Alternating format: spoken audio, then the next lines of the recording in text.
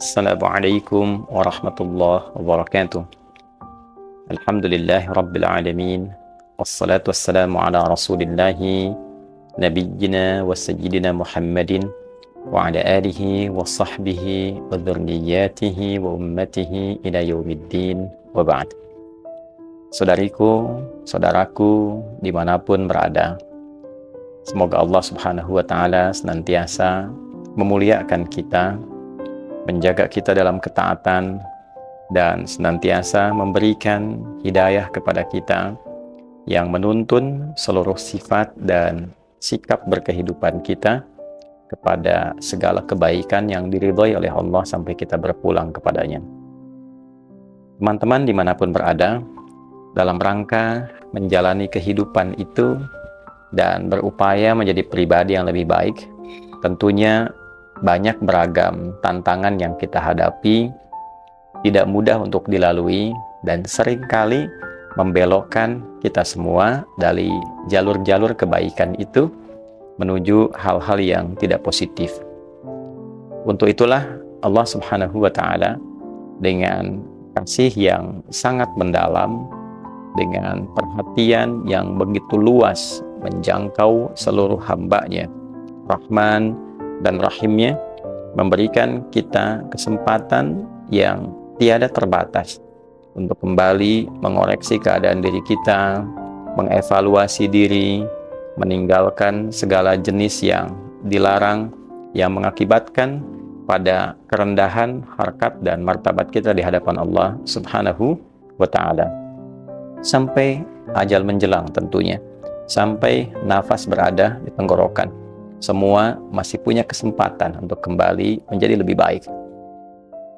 Seberat apapun kesalahan yang pernah dilakukan, sehitam apapun dosa yang pernah diperbuat, selalu kita masih memiliki hak untuk menjadi pribadi yang lebih baik sepanjang kita mau kembali dan menanamkan keyakinan yang kuat pada diri kita bahwa Allah tidak pernah memberikan satu batasan untuk memutus rahmat-Nya demi mengampuni kita sebagai hamba-Nya.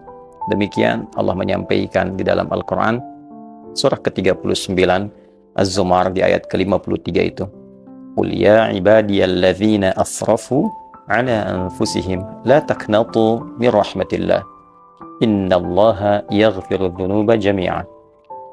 Katakanlah Muhammad sallallahu alaihi wasallam pada seluruh hamba-hambaku, duhai seluruh hambaku yang terkadang ia melakukan dosa-dosa yang begitu melampaui batas, melakukan tindakan-tindakan yang dilarang, yang kadang-kadang tidak berbilang.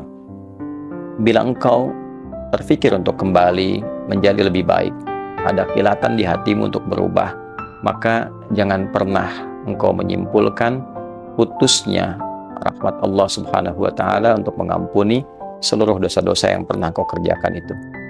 Maka jangan pernah engkau berputus asa untuk mengharapkan, memohon rahmat Allah, kasih Allah yang begitu dalam. Sungguh Allah Subhanahu wa ta'ala sangat berpeluang mengampuni seluruh dosa-dosa yang pernah engkau lakukan. Teman-teman, demikianlah sifat kasih Allah ditampilkan dalam Al-Quran, bukan hanya sekedar memberikan harapan kita untuk kembali pada jalan kebaikan, tapi betul-betul menuntun kita menuju jalan perubahan yang lebih mulia. Dari sekian waktu yang kita lalui, ada hari-hari, waktu-waktu yang memang secara tegas Allah Subhanahu wa ta'ala khususkan waktu-waktu itu untuk menyentuh hati kita, agar kembali merenungkan, mengevaluasi diri menjadi pribadi yang lebih baik. Di antara sekian waktu itu, ada yang dikenal dengan bulan-bulan terhormat, bulan-bulan hurum. Ada 4 bulan dimaksud, dan keempatnya disatukan dalam informasi secara umum di Quran surah ke-9 ayat 36, At-Taubah ayat ke-36.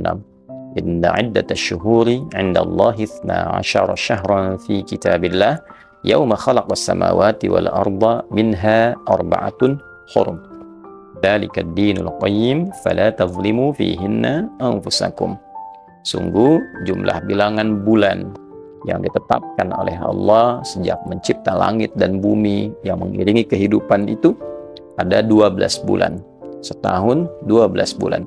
Dari 12 bulan itu ada 4 bulan terhormat, 4 bulan yang menjaga kehormatan kita untuk mengevaluasi diri agar senantiasa menjaga seluruh bagian tubuh kita supaya tidak berperilaku yang menyimpang dari ujung kepala sampai ujung kaki.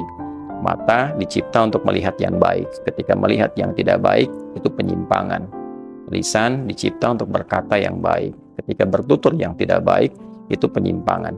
Demikian sampai ke tangan hingga ke ujung kaki.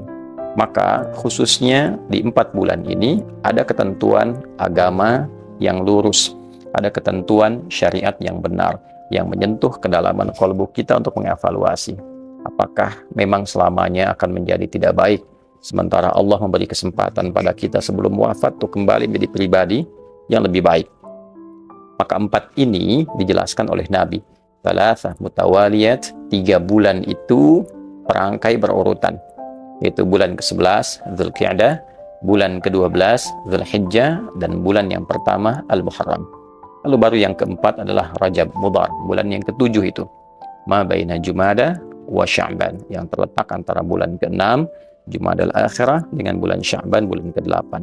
Sekarang kita berada dalam rangkaian bulan terhormat itu, bulan Al-Muharram, yang mengawali penanggalan di tahun Hijriyah, tahun untuk komitmen berubah pada yang lebih baik, ditandai dengan Al-Muharram, waktunya berusaha mengevaluasi, meninggalkan segala yang dilarang oleh Allah Subhanahu wa Ta'ala. Di antara amalan kita untuk bertekad meninggalkan yang dilarang itu bisa kita tempuh dengan menunaikan ibadah puasa. Karena di antara hikmah puasa itu adalah upaya untuk melatih diri kita agar mampu mengendalikan nafsu, sumber yang senantiasa dieksplorasi dan dieksploitasi oleh setan untuk berbuat tindakan-tindakan menyimpang. Dengan puasa kita berusaha kendalikan. Dengan puasa kita berusaha arahkan pada hal yang lebih baik. Di antara penanggalan di bulan Al-Muharram itu ada hari-hari tertentu yang ditekankan sunnahnya oleh Nabi Sallallahu Alaihi Wasallam. Di antaranya informasi yang didokumentasikan oleh Al-Imam Al-Bukhari dan Al-Imam Muslim yang tersambung sanadnya bahkan kepada Sayyidah Aisyah Ummul Mukminin radhiyallahu taala anha, istri Nabi mulia Sayyidah Aisyah, ibunda kita insan beriman. Beliau menyampaikan informasi yang tersambung pada Nabi Sallallahu Alaihi Wasallam, yang kelak informasi ini pun dikuatkan diantaranya oleh sahabat Ibnu Abbas radhiyallahu taala anhuma, bahwa Nabi Sallallahu Alaihi Wasallam saat tiba di Yathrib atau Al-Madinah Al-Munawwarah melihat orang-orang Yahudi menunaikan puasa. Lalu beliau mengkonfirmasi puasa apa yang dikerjakan. Mereka mengatakan ini adalah puasa yang ditunaikan sebagai bentuk syukur atas terbebasnya, diselamatkannya Nabi Musa alaihissalam dari kejaran Fir'aun, musuh Allah Subhanahu wa Ta'ala. Maka Nabi memberikan komentar, wa ana ahaqqu bi Musa, dan saya lebih berhak dengan Musa dibandingkan dengan kalian. Maka Nabi menunaikan puasa dan meminta kepada sahabatnya, umatnya untuk menunaikan puasa. Itulah di hari ke-10 bulan Al-Muharram yang disebut dengan puasa Asyura. Ternyata di tanggal 10 Al-Muharram ini, menurut penelusuran beberapa ahli sejarah, para ulama juga menemukan satu informasi bahwa Nabi Adam alaihissalam ketika turun ke bumi, ketika menerima dari Allah satu kalimat evaluasi, kalimat tobat, kalimat yang dibimbingkan untuk anak cucunya kembali pada jalan yang benar, itu pun terjadi pada 10 Al-Muharram. Kalimat yang sangat viral, bahkan dicantumkan dalam satu firman Allah di Quran surah Al-A'raf itu, Rabbana zalamna anfusana wa illam taghfir lana wa tarhamna lanakunanna minal khasirin. Demikian ternyata ada juga yang menelusuri informasi bahwa kapal besarnya, bahteranya Nabi Nuh alaihissalam ketika mendarat pasca musibah besar, banjir besar itu terjadinya di 10 Al-Muharram. Peristiwa-peristiwa penting yang menandai perubahan dari yang tidak baik menjadi baik, mengevaluasi dari keburukan menjadi awal kebaikan, Fir'aun buruk, ditenggelamkan, muncul baiknya tuntunan Musa alaihissalam. Nabi Adam alaihissalam diberikan oleh Allah izin sebagai petunjuk kepada anak cucunya untuk berubah dari salah menjadi baik. Nabi Nuh alaihissalam meninggalkan kondisi umatnya yang tidak baik menjadi baik. Terjadinya 10 Al-Muharram. Jadi ada nilai evaluatif di dalamnya, ada nilai muhasabah, koreksi di dalamnya. Untuk itulah ketika menunaikan puasa di hari ke-10 di bulan Al-Muharram ini, bahkan Nabi pernah berkomentar, yang komentar Nabi ini, sabda beliau ini didokumentasikan dan diteruskan oleh sahabat Abu Qatadah radhiyallahu taala anhu, yang kelak disampaikan juga ke kita dan didokumentasikan oleh Al-Imam Muslim dalam kitab sahihnya, saat Nabi SAW menyampaikan bahwa puasa di 10 Al-Muharram itu, puasa Asyura itu, anni ahtasibu 'ala Allah, aku berharap di antara pahalanya dari Allah Subhanahu wa taala, yukaffir as-sanah allati qablahu, bisa menggugurkan dosa-dosa setahun yang telah berlalu. Ditafsirkan oleh para ulama, yang dimaksud setahun berlalu itu adalah dosa-dosa kecil, malam takunil kabair, sepanjang bukan yang besar, yang diiringi dengan taubat. Maksudnya, saat menunaikan puasa itu, maka yang kecil-kecil otomatis diampuni. Bila bertobat dalam menunaikan puasa itu, yang besar pun digugurkan. Jadi puasa ini begitu bernilai. Puasa ini walaupun sehari dalam setahun, nilainya begitu tinggi. Karena saat dikerjakan, yang kecil bisa dibersihkan, yang besar bisa ditaubati. Untuk itu teman-teman, esok hari bagi yang menilai bahwa hari Ahad yang telah lalu adalah tanggal 1, maka esok hari, hari Selasa, sudah masuk 10 Al-Muharram. Bagi yang menetapkan Seninnya tanggal 1, maka besoknya 9. Ya, ada yang kemudian memulai dari 9 Tasu'anya, yang mengambil isyarat Nabi bahwa karena Yahudi banyak mengklaim itu harinya, Nabi memberikan pelajaran, kita mulai dari 9-nya. Kalaupun aku hidup, mulai dari 9-nya supaya menyelisihi Yahudi. Atau ulama berpendapat, kalaupun tidak dapat 9-nya, 10-nya yang diutamakan, lantas 11-nya diprioritaskan. Ada juga yang memberikan tafsiran, al-hukmu yaduru ma'illati, hukum itu membersamai sebabnya. Bila sudah Yahudinya juga abai, tidak ada lagi kebanggaan, bahkan penunaian dengan itu, maka fokus kepada tanggal 10, itu yang lebih utama. Sunnah nabinya bisa ditunaikan dengan menunaikan puasa, tapi esensi puasa itu terletak pada muhasabahnya, evaluasi dirinya. Di poin terbesarnya, sudah tiba waktunya bagi kita untuk selalu mengevaluasi diri, merenungkan jalan hidup, dan memilih jalan yang benar sebagai bekal kembali yang baik menuju Allah Subhanahu wa taala. Maka saya memohon kepada kita semua dan juga untuk saling mendoakan sekaligus mengevaluasi diri kami, untuk kita semuanya letak kebaikan bukan pada tingginya ilmu, tingginya jabatan, banyaknya harta, tapi letak kebaikan pada bersihnya hati yang ditunjukkan dengan ketaatan kepada Allah dan Rasul-Nya dengan cara yang baik. Bukan hanya ibadah ritualnya, tapi juga ada muamalahnya, ada akhlaknya.